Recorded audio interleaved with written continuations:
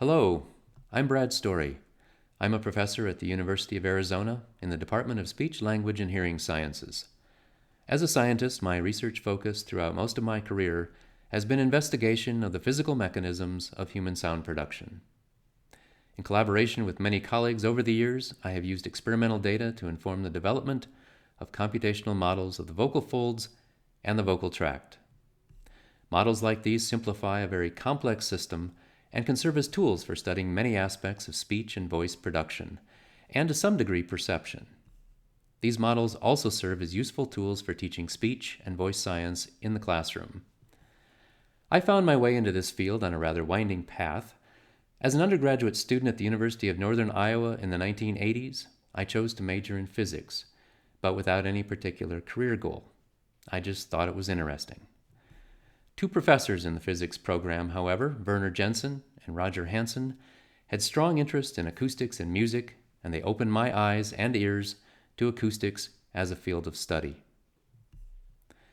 After graduating with a bachelor's degree, I chose to seek out real-world experience and found a job working for a company in Minneapolis, Minnesota that specialized in filters of all types, including acoustic filters, known to most people as mufflers or exhaust systems.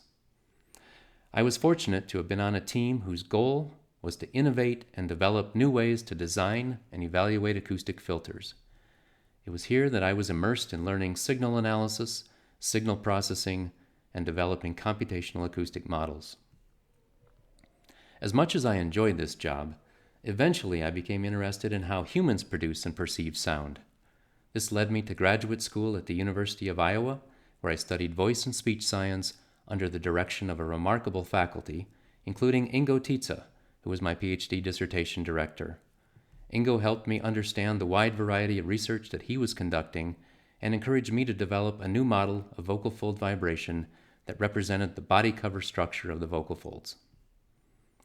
My dissertation research was focused on the vocal tract, and with the patient guidance of Eric Hoffman in the Department of Radiology at the University of Iowa, I was able to use a relatively new approach to imaging called magnetic resonance imaging, or MRI, with which we could acquire data and then reconstruct the vocal tract in three-dimensional detail. Combining these data with a new wave propagation algorithm allowed for an incremental step toward more accurate simulation of speech production. I have continued on this path ever since, and I am always fascinated by the new things we learn about the intricate system of movement that humans use to produce spoken language and song. Thank you.